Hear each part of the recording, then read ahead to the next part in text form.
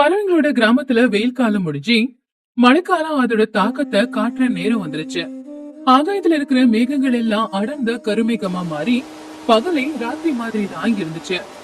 வேகமா வீசுற புயல் காத்து காட்டுல இருக்கிற அத்தனை மரங்களையும் அசிச்சுக்கிட்டே போச்சு. அதே ஊர்ல இருக்கிற ஒரு சின்ன கூடு, அந்த கூட்டுல துணிக்குருவி அவருடைய பொண்ணான புஜ்ஜி குருவியும் உட்கார்ந்துகிட்டு மழைய பார்த்து காத்து பார்த்து ரொம்பவும் பயந்துகிட்டு இருந்தாங்க. புஜ்ஜி, ஆகாயத்தை பாத்தியா? எவ்வளவு மோடமா இருக்கு. அதுவும் இல்லாம காத்து வேற பயங்கரமா வீசுது. இதெல்லாம் பார்க்கும்போது பெரிய ஆபத்து வந்துருமோன்னு எனக்கு பயமா இருக்கு. ஆமாமா, வெளிய பயங்கரமான காத்து வீசுது. இருந்தாலும் நம்ம வீடு மரத்துக்கு பக்கத்துல இருக்கிறதுனால காத்து அந்த மரத்தை தாண்டிதான் நம்ம வீட்டுக்கு வரணும். நம்ம களிமண்ணால நல்லபடியா வீட்டை கட்டி இருக்கிறதுனால நம்ம வீட்டுக்கு எந்த பிரச்சனையும் இல்ல. ஆனா வெளியில இருக்கிறவங்க நிலைமை. அப்பதான் அந்த மழையில முழுசாவே நனைஞ்சு போய் குளிர் தாங்க முடியாம சோட்டு கிளியும் அவளுடைய பிள்ளையான பண்ண கிளியும் துணியோட வீட்டு வாசல்ல நின்னாங்க. துணி, கொஞ்சம் கதவை திறக்குறியா? அடிக்கிற காத்துக்கு வீட்டோட ஓடெல்லாம் எகிரி போச்சு. நானும் பண்ணும் நெனைஞ்சு போய் வீட்டுக்கு வந்திருக்கோம். அடடே சோட்டு, சீக்கிரமா வீட்டுக்குள்ள வா. பாவம் பண்ணும் எப்படி குளிர்ல நடுங்கிக்கிட்டு இருக்கான் பாரு. ஆண்டி, எங்க வீடெல்லாம் அடிச்ச காத்து மழைக்கு வீட்டோட ஓடு எகிரி போச்சு ஆண்டி. ஆனா உங்க வீட்டுக்குள்ள எவ்வளவு சூடா இருக்கு. டே பண்ணு, வாடா, நான் கொஞ்சம் நெருப்பு போடுறேன். நீ வந்து அடுப்பு கிட்ட உட்காரு. அந்த சூட்டுக்கு உனக்கு குளிர் எடுக்காது. அப்படி அவங்க எல்லாரும் பேசிக்கிட்டு இருக்கிற அதே நேரத்துலதான் துணியோட வீட்டு வாசல்ல ஒரு தலைவியான மகிக்கழுகு அது கூடவே லூசி குஹோ 2 பேரும் துணியோட வீட்டுக்குள்ள மழையில நனைஞ்சுக்கிட்டே வந்தாங்க. துணி, இது சாதாரணமான மழை இல்ல, பயங்கரமா காத்து வேற வீசுது. அதனால மரங்க பழைய வீடுங்கெல்லாம் விழுந்துகிட்டு இருக்கு. என் வீடும் பழைய வீடு ஆனதுனால இவங்க எல்லாரையும் கூட்டிக்கிட்டு இங்க வந்துட்டேன். ஆமா துணி, நானும் மழையில ரொம்பவே நனைஞ்சு போயிட்டேன். உடம்பெல்லாம் ரொம்ப ஈரமாவே இருக்கு. அந்த ஈரத்தால உடம்பே அப்படியே பாரமா இருக்கு. துணி, எனக்கு தண்ணினா ரொம்ப பிடிக்கும். அடிக்கிற காத்து மழைக்கு தண்ணிலயே எனக்கு இருக்கவே முடியலையே. நீங்க எல்லாரும் என் வீட்டை தேடி வந்திருக்கிறது எனக்கு ரொம்ப சந்தோஷம்தான். என் வீட்டுல நிறைய இடம் இருக்கு, எல்லாருக்கும் எல்லா வசதிகளும் இருக்கு. இருந்தாலும் என்ன துணி, யார் பத்தியாவது நீ யோசிக்கிறியா? சோட்டு, என்னோட நினைப்பெல்லாம் ஊருக்கு வெளியே இருக்கிற சிச்சு காக்காவை பத்தி தான். சிச்சு காக்காவோட பையனான சின்ன காக்கா, அவனை நினைச்சாலே ரொம்ப கஷ்டமா இருக்கு. மழையில நடுங்கிக்கிட்டு இருப்பான். சிச்சு யாருகிட்டயும் உதவிக்கு போய் நிக்க மாட்டா. சிச்சுவோட இது ரொம்ப பழைய குட்டி குடிசை. அந்த வீட்டுல சிச்சு எப்படி இருப்பா? அடிக்கிற காத்துக்கு வீடே விழுந்துரும். அவளை பத்தி தான் எனக்கு கவலையா இருக்கு. உண்மைதான் துணி, அந்த மரம் பயங்கரமா காஞ்சி போயிருக்கு. மழை இப்படியே வந்துகிட்டு இருந்தா எப்ப வேணாலும் விழுவலாம். அவங்களுக்கு எப்ப இருந்தாலும் ஆபத்து தான். சிச்சு ரொம்பவே அடும். எவ்வளவுதான் சொன்னாலும் காஞ்ச மரத்து மேல வீட்டை கட்டிக்காத, எங்களை மாதிரியே மண்ணுல வீட்டை கட்டிக்கோ, அதுதான் உனக்கு நல்லதுன்னு சொன்னா, என் பையனுக்காக நான் கட்டின வீடு எந்த காரணத்து கொண்டு இந்த வீட்டை விட்டு வரமாட்டேன்னு அடம் பிடிக்குது. அவளோட அடம் அவ பையனோட உயிருக்கே ஆபத்தா வந்து முடிஞ்சிடும் போல. நம்ம இன்னும் லேட் பண்ணிக்கிட்டு இருக்கிறது வேண்டாம். நம்மளாவது சீக்கிரமா போய் காப்பாத்தலாம். நம்மளுக்கும் பிரச்சனை இருக்கு. துணி, பண்ணு, புஜ்ஜி 2 பேரும் இங்கே பத்திரமா இருக்கட்டும். நம்ம போய் சிச்சு சின்னவ கூட்டிட்டு வந்துடலாம். அப்படி மகிக்கழுகு, துணிக்குருவி, சோட்டுக்கிளி 3 பேருமே அந்த மழையில நனைஞ்சுக்கிட்டே காட்டுக்குள்ள போய்கிட்டு இருந்தாங்க. அப்போ மழை இன்னும் அதிகமாச்சு. இடி மின்னல் சத்தமும் அதிகமா கேட்டுக்கிட்டு இருந்துச்சு. சரியா அதே நேரத்துலதான் காட்டுல இருக்கிற ஒரு மரத்துல ஒரு சின்ன கூட்டுல சிச்சு காக்கா, சின்ன காக்கா 2 பேருமே அந்த மழை காத்து பார்த்து ரொம்ப பயந்து போய் நின்னுகிட்டு இருந்தாங்க. அம்மா, எனக்கு ரொம்ப பயமா இருக்குமா.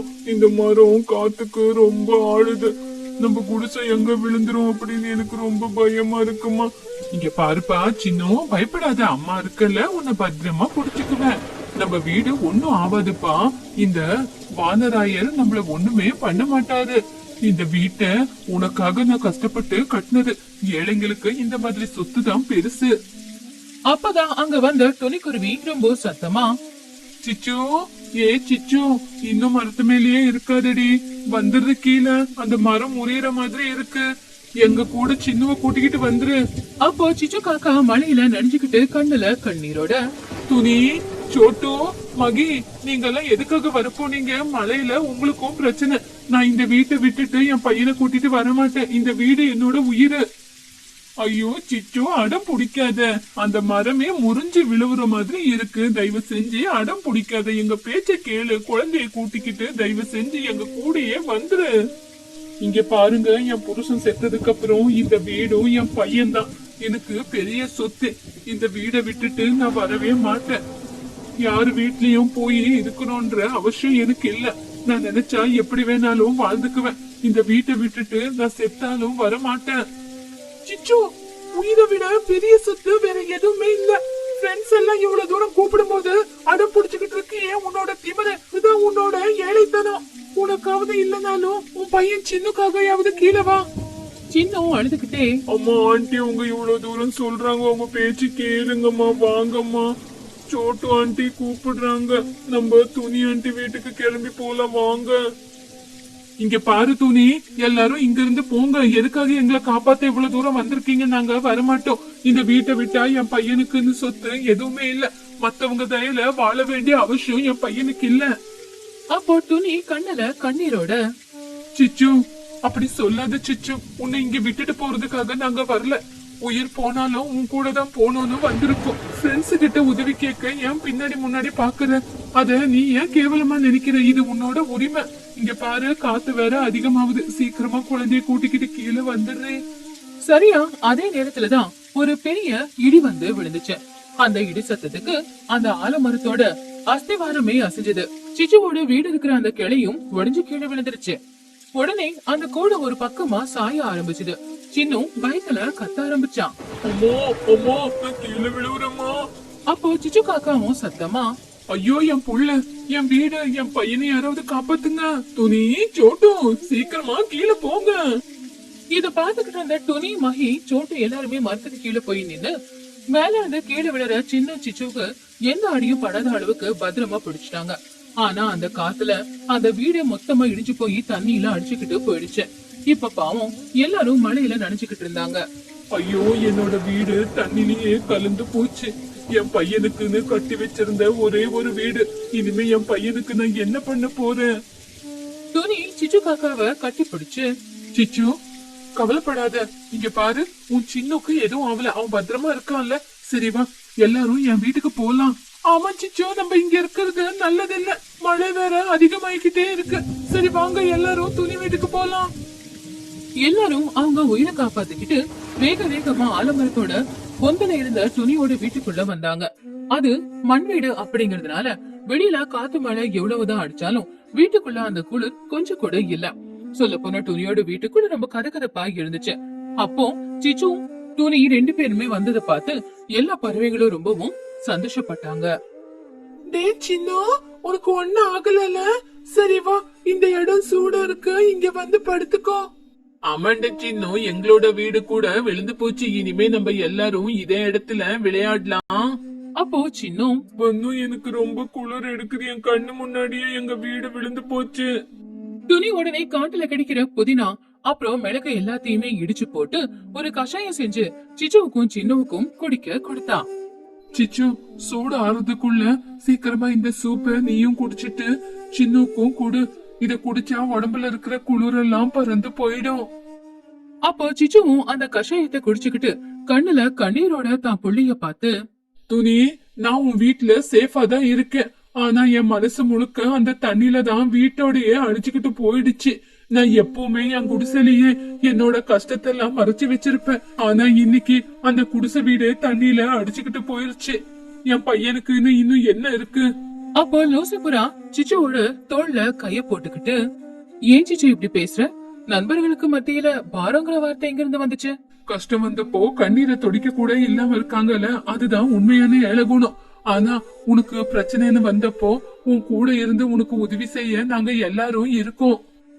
இல்ல சோட்டு, எனக்குன்னு இருந்தது என் குடிசை வீடுதான். இப்போ அதையும் நான் இழந்துட்டு நிக்கிறேன். என் பையனுக்காக நான் சேர்த்து வச்ச அந்த குடிசை வீடு இல்லாதப்போ நான் மட்டும் எதுக்காக உயிர் வாழணும்? அந்த குடிசை வீடு கூட சேர்ந்து நானும் என்னோட உயிரையே விட்டுறேன். ஐயோ சிச்சு, உன்னோட கஷ்டம் எனக்கு புரியுது. வீடு போச்சுன்னு நீ கவலைப்பட்டுக்கிட்டு இருக்க. ஆனா வீட்டுக்கும் மேல ஒரு உயிர், உன்னோட பையன். அவன் எவ்வளவு சந்தோஷமா உன் கூட இருக்கா. என்னோட வீடு கூட விழுந்து போச்சு, ஆனா நான் என் பையனோட சேர்ந்து அவன் மூஞ்சி பாத்துக்கிட்டு எவ்வளவு சந்தோஷமா வாழ்ந்துகிட்டு இருக்கேன். ஆமா சிச்சு, சோட்டு சொன்னது கூட உண்மைதான். உயிர் போனா மறுபடியும் திரும்பி வராது. சொத்த வேணாலும் இன்னைக்கு போனா நம்ம சொத்தை சம்பாதிச்சுக்கலாம், ஆனா உயிர் போனா ஒரு தடவை போனா திரும்பி வருமா? ஒரு மரம் முறிஞ்சு விழுந்த உடனே அது செத்து போச்சு அப்படின்னு அர்த்தமா? இல்லையே, அது நேரத்துக்கு அது வளர்ந்து வரும்ல. அதே மாதிரி உன்னோட வாழ்க்கையில கூட ஒரு தடவை போனா மறுபடியும் அது திரும்பி வந்தே வரும். மறுபடியும் நல்ல காலம் பிறக்கும்னு சொல்றிய துணி, ஆனா என் கையில எதுவுமே இல்ல. நாளைக்கு காலையில என் பையனுக்கு சமைச்சு போட கூட ஒண்ணு இல்ல. என்னோட மனசு என்ன குத்துது. எப்பவுமே உங்க எல்லாரோட ஹெல்ப்ல நான் வாழுவேன்னு நினைக்கவே இல்ல. இன்னொருத்தரோட அண்டர்ல வாழ்றதுன்னா என்ன சிச்சு? நண்பருங்க ஒருத்தருக்கு ஒருத்தர் உதவி செஞ்சுக்கிட்டு வாழ்றதுதான் நம்மளோட கடமை. போன தடவை என் பையனுக்கு உடம்புக்கு முடியாம போனப்போ காட்டுக்கு போய் மருந்து கொண்டு வந்தது நீதானே? அப்போ நீ எங்களை கருணையோட பாத்திய இல்லையே, பாசத்தோட தானே பார்த்த. அதுதானே நாங்களும் செய்யறோம். இது அப்பட்டமான உண்மை. ஃப்ரெண்ட்ஸ் அப்படின்னா வைத்தறிச்சல் பட்டுக்கிட்டு இருக்கிறது கிடையாது. ஒருத்தருக்கு கஷ்டம் வந்தா இன்னொருத்தர் உதவி செய்யறது. நீ கீழே விழக்கூடாது. உன் பையனுக்காக எந்திரிச்சு நிக்கணும். உன் பின்னாடி நாங்க எல்லாரும் இருக்கோம். சிச்சு மெதுவா அவளுடைய அழுகையை நிப்பாட்டினா. அவ சுத்தி இருக்கிற அவளுடைய தோழிகளை பார்த்தா. துணி, லூசி, சோட்டு, மஹி, குஹு எல்லாருமே அவளுக்காக அவ முன்னாடி நின்னுக்கிட்டு இருந்தாங்க. ஏன் சின்ன பசங்க கூட சின்னவுக்காக நின்னுக்கிட்டு இருந்தாங்க. அந்த காட்சியை பார்க்கும் போதே சிச்சு காக்காவுக்கு ஒரு புதுவிதமான தைரியம் வந்துச்சு. அப்போ சிச்சு காக்கா அவங்க எல்லாரையும் பார்த்து கையெடுத்து கும்பிட்டு, உங்க வார்த்தையை கேட்கும் போது என் மனசுக்குள்ள இருக்கிற பாரம் எல்லாம் இறங்கி போச்சு. என்னோட திமிருதான் என்னை இந்த நிலைமைக்கு கொண்டு வந்துச்சுன்னு எனக்கு இப்பதான் புரியுது. என் கஷ்டத்தை யாருகிட்டயும் நான் பகிர்ந்துக்கல. என்னோட திமிரால என் வாழ்க்கை இன்னைக்கு நாசமா போயிருக்கும். ஆனா நீங்க என் உயிரை காப்பாத்துனது மட்டும் இல்லாம வாழ்க்கைனா என்ன, சொத்துனா என்னன்னு எனக்கு தெளிவா புரிய வச்சிட்டீங்க. என்னோட குடிசை வீடோட ஃப்ரெண்ட்ஷிப் தான் உண்மையான சொத்துன்னு நான் புரிஞ்சுக்கிட்டேன். துணி சிரிச்சுக்கிட்டே சிச்சு கைய பிடிச்சு, அப்படியெல்லாம் சொல்லாத சிச்சு. முதல்ல கண்ணீரை தொடச்சுக்கிட்டு கொஞ்சம் சமாதானமா இரு.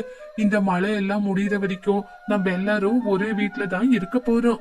நீ சமாதானமா ஆகுற வரைக்கும் உன்னை நாங்க பாத்துக்கிறோம். ஆமா சிச்சு, மழை எல்லாம் குறைஞ்சதுக்கு அப்புறம் உனக்காக நாங்க எல்லாரும் சேர்ந்து புது வீட்டை கட்டி கொடுக்க போறோம். அது வரைக்கும் நம்ம ஒன்னாதான் இருக்க போறோம். புது வீடுனா சாதாரணமான வீடு இல்ல.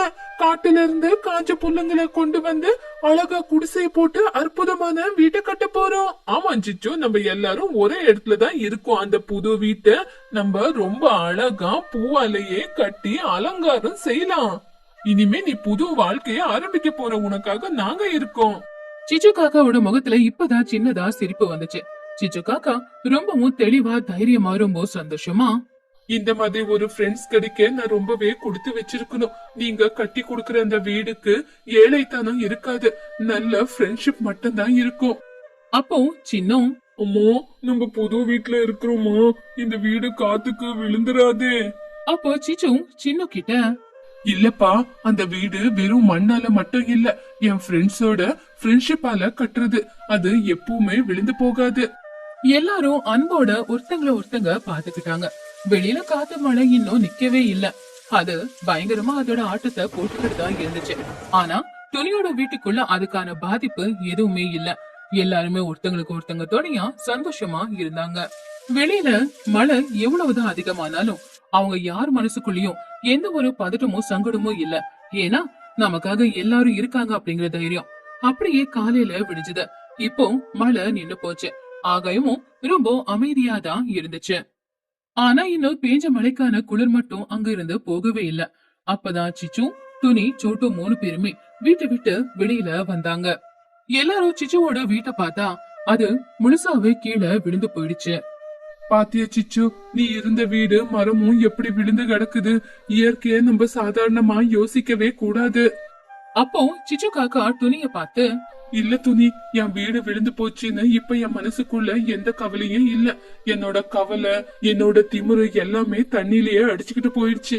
இப்ப எனக்கு நீங்க எல்லாரும் இருக்கிறீங்க அப்படிங்கிற ஒரு சந்தோஷம் மட்டும் தான் என் மனசுக்குள்ள இருக்கு. சிச்சோ, இதுதான் உண்மையான நம்பிக்கை. கஷ்டம் வரும்போது எப்பவுமே நம்ம தளர்ந்து போக கூடாது. சரி, வாங்க சீக்கிரம் காட்டுக்கு போய் பசங்க எந்திருக்கிறதுக்கு முன்னாடியே பழங்களை கொண்டு வந்துடலாம். அன்னையில இருந்து சிச்சுவோட வாழ்க்கையே மாறிடுச்சு. இனிமே பழசு எல்லாத்தையும் நினைச்சு வருத்தப்பட்டுக்கிட்டு இருக்க கூடாதுன்னு சிச்சு காக்கா ஒரு முடிவெடுத்தான். ஏன்னா அவளுக்காக அந்த ஊர்ல நிறைய பேர் இருந்தாங்க. அடுத்த நாள் எல்லாருமே சேர்ந்து ஒன்னா காட்டுக்கு போய் சிச்சு சின்னுவுக்கு வீடு கட்டி கொடுக்கறதுக்காக தேவையான எல்லாத்தையுமே கொண்டு வந்தாங்க. அப்படி கொண்டு வந்து ராம பகலும் கஷ்டப்பட்டு அவங்களுக்காக ஒரு வீட்டையும் கட்டி கொடுத்தாங்க. அந்த வீடு ரொம்ப கதகதப்பாவும் ரொம்ப ஸ்ட்ராங்காவும் இருந்துச்சு. எல்லாரும் சேர்ந்து சிச்சுவுக்கும் சின்னுவுக்கும் உதவி செஞ்சதுனால அவங்க கையெழுத்து கும்பிட்டு அவங்க அத்தனை பேருக்கும் நன்றிய தெரிவிச்சாங்க. ஏழைங்க யார் தெரியுமா? சொத்து பத்து பணம் இல்லாதவங்க இல்ல ஏழைங்க. நமக்குன்னு யோசிக்கிற ஒரு 4 பேர் நம்ம கூட இல்லைன்னா நாம தாங்க உண்மையான ஏழைங்க. நாம தனியா வாழணும்னு எப்பவுமே ஆசைப்படக்கூடாது. எல்லாரோடவும் ஒண்ணு முன்னுமா சந்தோஷமா வாழணும்னு தான் நாம ஆசைப்படணும். ஏன்னா ஆபத்து வரும்போது பணக்காசு நமக்கு உதவி செய்யுமான்னு தெரியாது. ஆனா நம்ம கூட இருக்கிற ஆட்கள், நம்ம மேல பாசத்தோட இருக்கிற ஆட்கள் நிச்சயமா நமக்காக வந்து உதவி செய்வாங்க. எப்பவுமே பணம் சேர்க்கறதுல கண்ணா இருக்க கூடாது. நல்ல மனுஷங்களை நம்ம பக்கத்துல சேர்த்து வைக்கிறதுலதான் நம்ம உறுதியா இருக்கணும்.